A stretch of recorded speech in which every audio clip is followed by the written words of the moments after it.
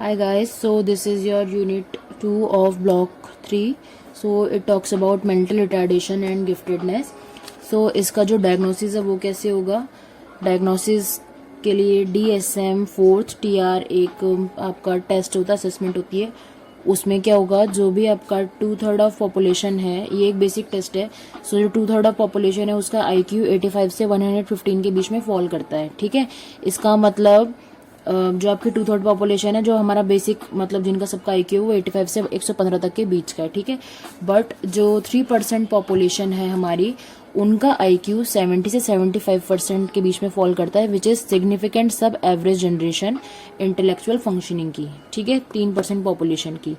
ठीक है,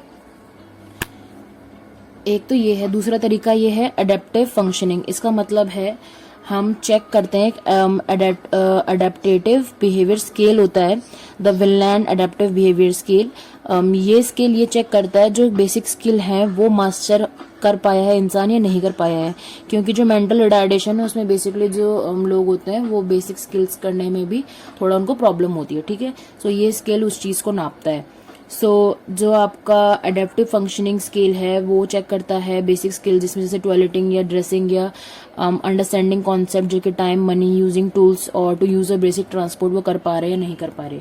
ठीक है, और थर्ड है age of onset. So age of onset का मतलब है कि जो मेंटल रिटार्डेशन है वो basically before the age of 18 समझ आ जाता है कि मतलब एक बच्चा मेंटली रिटार्डेड है, क्योंकि फिजिकली भी सिम्बल्स दिख जाते हैं और जब वो प्रैक्टिस जो उनकी होती हैं वो कुछ कर नहीं पाते हैं, मोटर स्किल्स वगैरह काफ़ी उनके शार्प नहीं होते हैं, तो वहाँ से भी आपको दिख जाता है. ठीक है,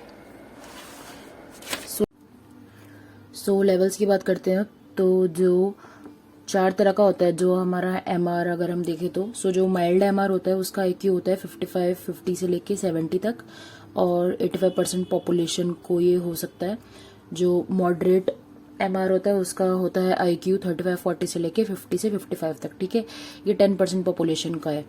और जो सीवियर MR है ये 20 से 25 से लेके 35 to 40 तक हो सकता है IQ इसमें, और ये 3 से 4% पॉपुलेशन को होता है. ठीक है, मतलब 3 से 4% पॉपुलेशन में पाया जाता है. और जो प्रोफाउंड होता है जिसका IQ बिलो 20 से 25 तक के रेंज में होता है, ये पॉपुलेशन में ऑलमोस्ट 1 से लेके 2% तक ही होते हैं हमारे. ठीक है, अब बात करते हैं जो ये मैंने माइल्ड, मॉडरेट, सीवियर और प्रोफाउंड बताया इनके बारे में, कि इनकी क्या कैरेक्टरिस्टिक्स होती हैं और आपको कैसे पता लगेगा कि कौन सा माइल्ड है, कौन सा मॉडरेट है, कौन सा सीवियर और कौन सा प्रोफाउंड है.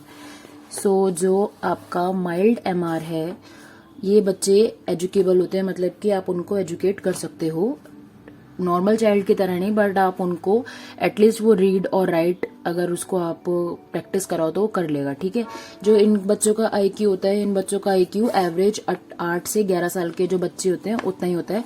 मतलब अगर ये बड़े भी हो जाएंगे तो भी इनका IQ का लेवल इतना ही रहेगा. ठीक है, जो ये बच्चे होते हैं they lack normal adolescence, imagination, inventiveness and judgement. ठीक है, तो जब बच्चा 8 से 11 साल का होता है तो उसकी स्टेज पे आ जाने वाली कौन सी होती है,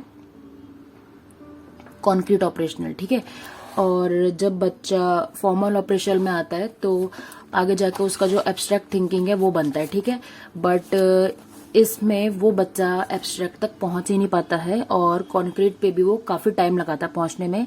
इसीलिए जो इनकी इमेजिनेशन है वो उतनी अच्छी होती ही नहीं है, और इनका जो दायरा होता है सोचने का वो काफी सीमित होता है. जो छोटा बच्चा होता है सिर्फ उतना ही रह जाता है इनका दायरा. ठीक है, और इनकी हम मदद कर सकते हैं with early diagnosis of MR, parental assistance. कभी कभी पेरेंट्स एग्री ही नहीं करते हैं कि उनका बच्चा MR है, क्योंकि MR अब जाके, क्योंकि जब काउंसलर्स को और साइकोलॉजिस्ट को लोग पागल का डॉक्टर नहीं बोल रहे हैं, अब जाके थोड़ा सा लोगों को लगता है कि ठीक है बच्चे में डिसऑर्डर्स हो सकते हैं. बट कुछ सालों पहले तक लोग बिल्कुल भी मानते ही नहीं थे कि उनके बच्चे को कोई डिसऑर्डर है, या फिर उनका बच्चा क्यों नहीं पढ़ाई में इंटरेस्टेड है. अगर कोई बच्चे का ध्यान लगता नहीं है तो उनको लग रहा था कि उसको खेलने से मतलब है, वो पढ़ाई में ध्यान नहीं दे रहा जानबूझ के. जबकि ऐसा होता था कि उनके बच्चे को ADHD होता था, तो बच्चा अपनी तरफ से पूरी कोशिश कर रहा होता था, बट क्योंकि वो डिसऑर्डर है उसको, तो इसीलिए वो कुछ भी नहीं कर पाएगा अपनी तरीके से. ठीक है, सो पेरेंट्स का असिस्टेंस बहुत ज़रूरी है कि हम बच्चे को सही डिसऑर्डर पे डायग्नोस कर पाएं और उसका जल्दी ट्रीटमेंट कर पाएं, ठीक है। Special education programme is a must for a MR child. Adjust socially, उनको हम हेल्प कर सकते हैं सोशली एडजस्ट करने में, क्योंकि बच्चों को पहले तो टाइम लगता है, और अगर कोई बच्चा डायग्नोस नहीं है तो उससे हम एज अ टीचर और एज अ पेरेंट भी एक्सपेक्ट करते हैं कि वो नॉर्मल बच्चे की तरह ही हमको मार्क्स ला के देगा, जबकि वो नहीं दे पाता है। तो जब आप उसका बैरियर का लेवल ही इतना ज्यादा सेट कर देते हो कि जो उसका बेसिक IQ लेवल भी नहीं है, तो बच्चे पे काफी ज्यादा बर्डन आ जाता है, और इसीलिए वो सोशली पीछे होता चला जाता है। जो क्लासेस में जब वो पुअर मार्क्स लेके आता है तो उसका रीजन कोई भी ये नहीं कहता है कि उसका IQ उतना नहीं है, उधर तक कोई पहुंचता ही नहीं है। वो सीधे ये कहते हैं कि इसका पढ़ाई में मन नहीं है, इसके मार्क्स ही नहीं आ रहे हैं, ठीक है। मास्टर सिंपल एकेडमिक, जो एकेडमिक स्किल्स वगैरह हम कोशिश कर सकते हैं कि वो उनको एकेडमिक स्किल्स को मास्टर कर ले। बेसिक जो प्लस माइनस मल्टीप्लाई डिवाइड है एटलीस्ट वो उसका ठीक हो, ताकि वो अगर शॉप्स वगैरह में कुछ खरीदने बेचने जा रहा है तो वहां पे उसका ये चल जाए, और अगर जो बेसिक ट्रांसपोर्ट वगैरह यूज कर रहा है तो वो उसको आ पाए, जो डेली लाइफ स्किल्स हैं। एंड ऑक्यूपेशनल स्किल्स, ठीक है।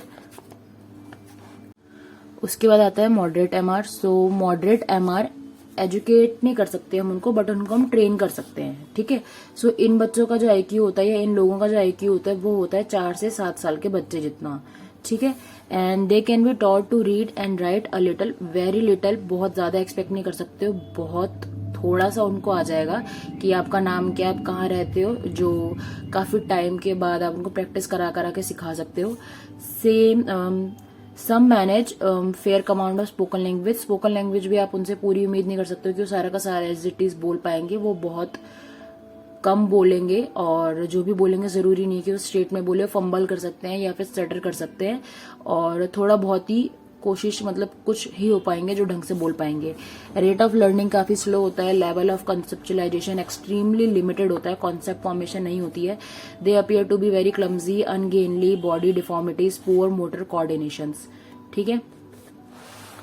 सीवियर MR होता है, it is a term used for dependent retarded. ये लोग आप ट्रेन नहीं कर सकते, एजुकेट नहीं कर सकते, और ये लोग डिपेंडेंट होते हैं। कोई ना कोई इनकी केयर करने के लिए हमेशा अवेलेबल होता है, एज इन की अगर जो हॉस्पिटल है वहां पे, या फिर जो NGOs वगैरह होते हैं वहां पे, हमेशा कोई ना कोई इनके साथ में चाहिए होता है जो इनको हेल्प कर पाए।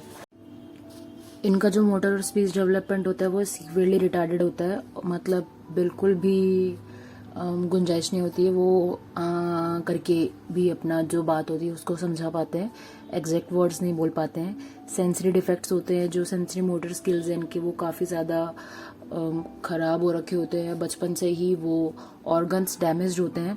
मोटर हैंडीकैप्स होते हैं, डिसेबल्ड होते हैं फिजिकली भी, और लिमिटेड पर्सन हाइजीन होता है, वो बहुत ही कम काम अपना खुद से कर पाते हैं, ऑलमोस्ट मिनिमल, और हर चीज़ में उनको किसी न किसी के सपोर्ट की ज़रूरत पड़ती है। सेल्फ हेल्प स्किल्स इनको सिखाए जाते हैं, जिससे थोड़ा बहुत अपना जो इनका बेसिक चीज़ें हैं, वॉशरूम वगैरह, वो ये खुद से कर पाएँ। इसके बाद आता है लास्ट लेवल प्रोफाउंड, जो कि सबसे ज़्यादा सीवियर से भी ज़्यादा होता है, और ये लाइफ सपोर्ट रिटार्डेड होते हैं ऐसे लोग। सेवरल फिजिकल डिफॉर्मिटीज़ होती हैं। सेंट्रल नर्वस सिस्टम इनका पैथोलॉजी, मतलब इनका सेंट्रल नर्वस सिस्टम काफ़ी ज़्यादा डैमेज होता है, और जो नर्वस सिस्टम होता है हमारा, वो ही हमारा जो मेन सपोर्ट होता है, इनका वही ब्लॉक्ड होता है या फिर ढंग से काम नहीं करता है, और जो इनका ग्रोथ है वो रिटार्डेड होता है, मतलब कि इनका ग्रोथ प्रॉपर नहीं होता है। इनका सीजर्स आ सकते हैं, इनको फिट्स वगैरह आ जाते हैं, और म्यूटिज्म, मतलब कि चुप रहते हैं, डेफनेस होती है, पुअर हेल्थ होती है, और इनकी लो रेजिस्टेंस होती है। सो सबसे ज़्यादा सीवियर लेवल ये होता है, और इनका जो IQ होता है इट इज़ बिलो 20 से 25, और ये 1 से 2% पॉपुलेशन में ही देखा जाता है। सो ये आपका मेंटल रिटार्डेशन है यूनिट 2 में। अब हम बात करते हैं गिफ्टेडनेस की। सो गिफ्टेडनेस इज योर IQ, जब आपका IQ 140 होता है या उससे ऊपर होता है, और जो IQ का आपका फॉर्मूला है वो है MA/CA multiplied by 100। This was given by Terman in 1916, ठीक है। सो ये IQ के बेसिक वो है, मतलब इनसे MCQ वगैरह भी आते हैं कि दिस से दिस का है तो कितना आएगा। सो 140 है और उससे ऊपर है तो जीनियस है। 120 से 130 एंड वेरी सुपीरियर। 110 से 119 सुपीरियर। 97 से 109 एवरेज। 80 से 89 बिलो एवरेज। 70 से 79 बॉर्डर लाइन। 50 से 69 मोरॉन। 20 से 49 इम्बिसाइल। 0 से 19 इडियट। ठीक है, सो ऐसे इनको बता रखा है कि कौन कितना होशियार है और कौन कितना बुद्धू। कैरेक्टरिस्टिक्स क्या क्या होंगी गिफ्टेडनेस की। अच्छा, एक आपसे मतलब जैसे कोई पूछे गिफ्टेडनेस और एक जो क्रिएटिव हो उसमें क्या डिफरेंस होता है, तो वो मैं आपको बता दूंगी, इसमें हम यही पढ़ेंगे आगे। सो फिलहाल गिफ्टेडनेस की कैरेक्टरिस्टिक्स होती हैं, वो एक डाइवर्जेंट और एक क्रिएटिव थिंकर होता है बाय बर्थ।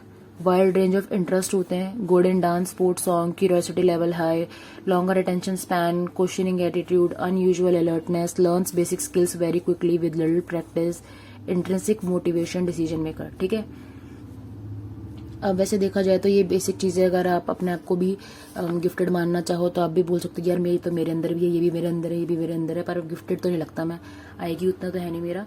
तो वो इसीलिए क्योंकि जो ये सब चीज़ें होती हैं इनमें काफ़ी हाई लेवल पे होती हैं। और देख जाता है जैसे आपकी क्लास में हमेशा कोई ना कोई एक बच्चा ऐसा होता है कि जो अंधा ही आगे खेल रहा होता है। ठीक है, मतलब टीचर 3rd लेसन पढ़ा रही है, वो 10th लेसन पढ़ रहा होता है। सो ऐसे लोग होते हैं गिफ्टेड। ठीक है, तो इनके साथ में आपका कोई सेंस ही नहीं बनता है कि आप इनसे अपने आप को मैच करो, क्योंकि आप अपने में यूनिक हो और बेशक फेल हो रहे हो, पर भाई तुम तो तुम हो ना। फिर है डुअल एक्सेप्शनल, अरे हाय हाय मेरा तो आई क्यों गिर गया। Dual exceptionality, yes. ठीक है, सो इसमें क्या होगा, एक्सेप्शन आते हैं कि कभी कभी ऐसा भी होता है कि कोई बच्चा जो गिफ्टेड है वो एमआर भी है। ठीक है, सो ऐसा बहुत रेयर होता है केस कि जो गिफ्टेड हो एमआर हो, या फिर कभी कभी ऐसा भी होता है कि कुछ एमआर बच्चों में कोई स्पेशल बिसाइड्स गिफ्टेडनेस कोई एक उनमें एक स्पेशल टैलेंट होता है जिसको वो उभार पाते हैं, तो बहुत अच्छी बात है। जैसे अगर कोई बच्चे, कुछ लोग जो फिजिकली डिसेबल्ड भी होते हैं, जिनके हाथ नहीं है, मतलब पाम नहीं है उनके पास में, बट फिर भी वो जो उनका जो रेस्ट पार्ट है आर्म का, उससे वो पेंट करते हैं। ठीक है, सो वो भी टैलेंट होता है, और बाकी प्रैक्टिस से तो आप काफी कुछ अचीव कर सकते हो। बट यस, इसमें जो ये कि ये है जो गिफ्टेडनेस प्लस मेंटली रिटार्डेड होती है, ये डुअल एक्सेप्शनैलिटी। सो कैरेक्टरिस्टिक्स क्या होती है इनकी, gifted child with learning disabilities.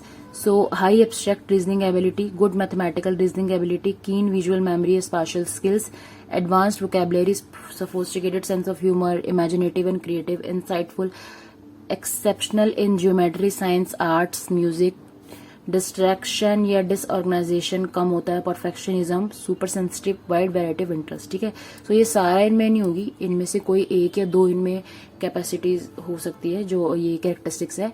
जैसे कि एक बच्चा मेरे साथ में था ड्यूरिंग माई इंटर्नशिप, उसको ADHD था, but he was very good with,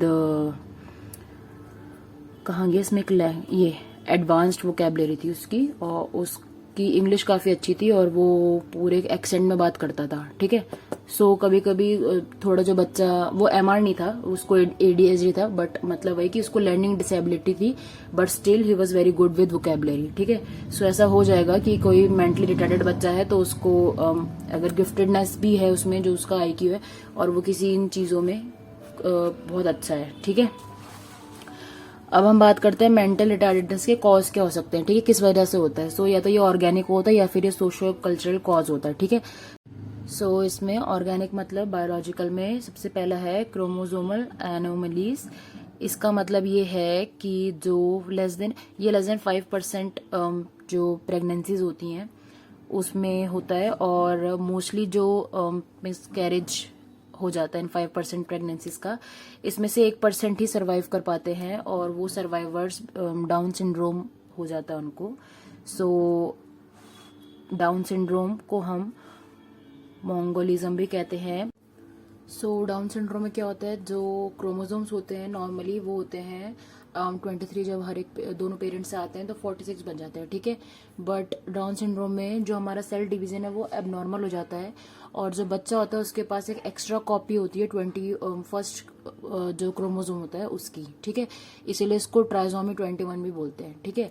जो एक 21st क्रोमोसोम होता है उसकी उनके पास एक एक्स्ट्रा कॉपी बन जाती है due to abnormal cell division, और उसकी वजह से इनका जो क्रोमोसोम का स्ट्रक्चर है वो 46 एग्जैक्ट नहीं बन पाता है, और इसीलिए इसको हम ये ट्राइसोमी 21 भी कहते हैं, ठीक है। सो जो डाउन सिंड्रोम में होता है बच्चा, वो मेंटली और फिजिकली हैंडीकैप्ड हो सकता है, और मतलब मोस्टली होता ही है। और ये मोस्टली जैसे लगभग जो 700 बच्चे हो रहे तो 700 में एक बच्चे का निकलता है जिसको डाउन सिंड्रोम हो जाता है, ठीक है। वैसे तो मोस्टली जो 5% प्रेगनेंसीज होती हैं वो मोस्टली मिसकैरेज में चली जाती हैं, मिसकैरेज हो जाता है due to disproportionate chromosome division, but जो 1% सर्वाइव कर जाते हैं उसमें डाउन सिंड्रोम की काफ़ी ज़्यादा पॉसिबिलिटी होती है, ठीक है। इसके बाद है ऑर्गेनिक में ही हम पढ़ रहे हैं। ऑर्गेनिक में पहले तरह का जो प्रॉब्लम है वो डाउन सिंड्रोम होता है। दूसरा जो प्रॉब्लम हो सकता है वो है क्लाइनफेल्टर्स सिंड्रोम। ये मेल में क्या होता है, इसमें मेल्स को ही होता है। मेल में वैसे नॉर्मली XY क्रोमोसोम चलते हैं ना, बट इसमें क्या हो जाता है, जो मेल है उसमें या तो XXY क्रोमोसोम आ जाता है, या फिर जो क्रोमोसोम की फॉर्मेशन है वो बन जाती है XXY, ठीक है। और प्यूबर्टी तक जो टेस्टिस हैं वो छोटे ही रहते हैं। फेमिनाइन सेकेंडरी सेक्स कैरेक्टरिस्टिक्स आ जाती हैं जो मेल है उसमें, और 25% of this syndrome male are retarded mild to moderately, ठीक है। सो जो फिजिकल अपीयरेंस मैनली होनी चाहिए थी वो मैनली नहीं होती है, और वो फेमिनाइन की तरफ जाना शुरू कर देती है because of that Y chromosome. और 25% इसमें जो लोग हैं मेल्स हैं वो माइल्ड टू मॉडरेटली रिटार्डेड होते हैं, ठीक है। उसके बाद है थर्ड जो बायोलॉजिकली हमारा प्रॉब्लम होता है वो है टर्नर्स सिंड्रोम। इसमें जो फीमेल्स होती हैं उनके पास में either they have only 1X chromosome और XXX, ठीक है। जर्नल में क्या होता है, हमारे पास में XX क्रोमोसोम का पेयर होता है, ठीक है। सो जनरली फीमेल के पास में 2 XX क्रोमोसोम होते हैं, और इसमें क्या हो जाता है, ये आइदर दे हैव ओनली 1 और दे हैव 3।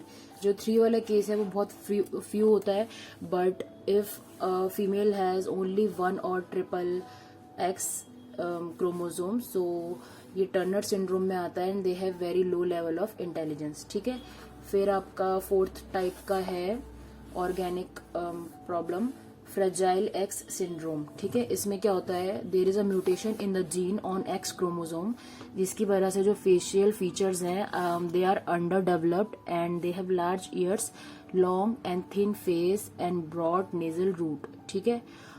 फीमेल में ये होगा, और जो मेल में होगा they will be having enlarge testicles and learning disability plus difficulty with frontal lobe and right hemisphere task, ठीक है। इसके बाद आता है सेकंड आपका, ये आपके चारों ऑर्गेनिक के अंडर में आए हैं, ठीक है। जो क्रोमोसोमल एबनॉर्मलीज हमने पढ़ी हैं, एनोमलीज हमने पढ़ी हैं, सो क्रोमोसोम की वजह से डाउन सिंड्रोम हो जाता है, क्लाइनफेल्टर्स सिंड्रोम हो जाता है, टर्नर्स सिंड्रोम हो जाता है, फ्रेजाइल X सिंड्रोम हो जाता है, ठीक है। सो सेकेंड टाइप का है जो आपका प्रॉब्लम हो सकती है वो है phenylketonuria. So it is also called PKU। It is very rare metabolic disorder जो कि 20,000 बच्चों में सिर्फ एक की रेशियो में पाया जाता है। इसमें क्या होता है, जो बच्चा होता है वो स्टार्टिंग में नॉर्मल लगता है, it appears normal at birth, but उनमें क्या होता है, एक अमीनो एसिड होता है प्रोटीन फूड, उसके लिए एक लिवर एंजाइम चाहिए होता है इसको, ये जो जिस नाम से बना है फेनिलैलानाइन, तो इसको तोड़ने के लिए एक लिवर एंजाइम की ज़रूरत होती है, वो उसमें एब्सेंट होता है, और उसी की वजह से उसको डिफॉर्मिटीज आती हैं। So if it goes under detected, so the phenylalanine accumulates in blood and produces brain damage, और सिम्टम्स होते हैं vomiting, seizures, strange odour in urine, unresponsiveness, deficiency, motor development, ठीक है। और ब्रेन डैमेज हो जाएगा, can be minimised by early detection and treatment. ठीक है, सो जो आपका लिवर एंजाइम है जो इसको ब्रेक करने के लिए चाहिए, जो कि एक ये एमिनो एसिड प्रोटीन है, अगर उनमें एब्सेंट होता है, और अगर वो एब्सेंट होता है तो उसकी वजह से जो ये फिनाइललाइन है ये एक्यूमुलेट हो जाता है ब्लड में, जिसकी वजह से ब्रेन डैमेज हो सकता है। और उसके सिम्टम्स ये सारे हैं, और जो ब्रेन डैमेज है उसको मिनिमाइज कर सकते हैं अगर हम उसको पहले ही डिटेक्ट कर लें तो, क्योंकि बर्थ के टाइम पे नॉर्मल लगता है, पता नहीं चलता है कि ये बच्चे को है या नहीं है। ठीक है, फिर थर्ड टाइप है जिससे जो मेंटल रिटार्डेशन है वो हो सकती है, वो है इन्फेक्शन। अगर स्टार्टिंग में वाइल प्रेगनेंसी जो मम्मी है उनको सिफाइलिस है, जिसको जर्मन मीजल्स भी कहते हैं, फर्स्ट ट्राइमेस्टर ऑफ प्रेगनेंसी में उनको ये है, तो मम्मी फाइन होगी, बट जो बच्चा होगा, फीटस होगा, उस पर काफी ज्यादा इफेक्ट आएगा। So it is important to check if mother is immune from this infection, और अगर है तो बहुत अच्छी बात है, वरना इंजेक्शंस लगते हैं। उसके अलावा जो इन्फेक्शंस हैं, एंसेफालाइटिस एंड मेनिंजाइटिस इन्फेक्शन है, ये बच्चे को ब्रेन डैमेज दे सकते हैं या फिर उसकी डेथ भी हो सकती है while it is still a foetus. तो इसीलिए इन इन्फेक्शंस का पता लगाना जरूरी है। अगर पता लग जाता है तो मम्मी को इंजेक्शन मिल जाते हैं जिसके जो सीधा बच्चे पे जाते हैं और वो फिर बच्चे को इम्यून कर देते हैं। बट अगर नहीं पता चलता है तो या तो बच्चे का ब्रेन डैमेज हो जाता है या फिर उसकी डेथ हो जाती है। ठीक है, fourth is pre maturity and physical injury. अगर प्री मेच्योरिटी तो बच्चे का जो वेट है वो 5 पाउंड से भी कम होता है, मतलब अगर वो 9 महीने से पहले पैदा हो गया है, तो जब उसके बॉडी पार्ट्स पूरी तरीके से नहीं फॉर्म हुए हैं, डिफॉर्मिटी है, 4th, 5th, 6th मंथ में पैदा हो जाए तो काफ़ी प्रॉब्लम्स होती हैं। और अगर ड्यूरिंग बर्थ उसको डैमेज हो जाता है, बजाओ घंटी बजाओ,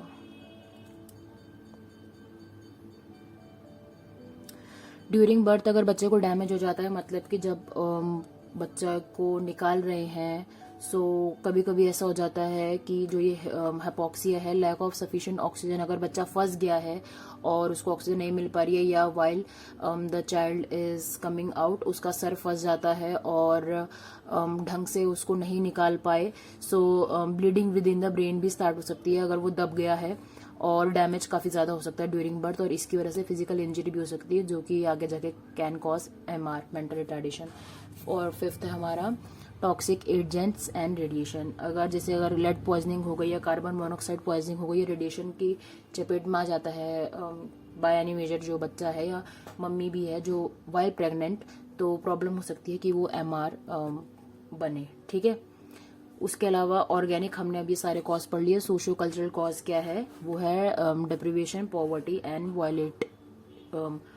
वॉलेटाइल एनवायरनमेंट। ठीक है, सो जिसे रेडिएशन की चपेट में आएगा कोई, वो तभी आएगा अगर वो कोई जो रेडियो एक्टिव जगह है, जो वैसे तो जो गवर्नमेंट होती है वो उस एरिया को बैन कर देते हैं, बट स्टिल अगर कुछ हो जाए, विस्फोट वगैरह हो जाए, या वो वहाँ पे वही ब्लास्ट वगैरह हो जाए, कोई भी मिसहैपनिंग हो जाए, तो उसकी वजह से प्रॉब्लम हो सकती है, जैसे वो भोपाल गैस ट्रेजेडी टाइप हुई थी। सो ऐसे कुछ केसेस हो सकते हैं। और पॉवर्टी में तो है ही, अगर आप अंडर नरिश्ड हो तो आपको बचपन से, अगर मम्मी भी अंडर नरिश्ड है, फिर आपका कोई ध्यान नहीं रख पा रहा है, प्लस आपको मेडिकेशन नहीं मिला टाइम पे, सो सोशल कल्चर में तो काफ़ी चीज़ें आ जाएंगी, वो अपना आप लिख सकते हो। सो डिफिकल्टीज फेस्ड बाय MR काफ़ी सारी, कॉन्सेंट्रेशन, लर्निंग, एक्सपेक्टेंसी, इसके अलावा ही बाकी सारी है। ऑफकोर्स जब उनका फिजिकल और मेंटल डिसेबल्ड है तो ये सारे आप खुद भी लिख के आ सकते हो। ठीक है, जो उनको बेसिक काम करने में काफ़ी प्रॉब्लम्स होती हैं। Okay, so your second unit is over. इतना है इसमें, नेक्स्ट 3rd हम करेंगे अगली वीडियो में। बाय।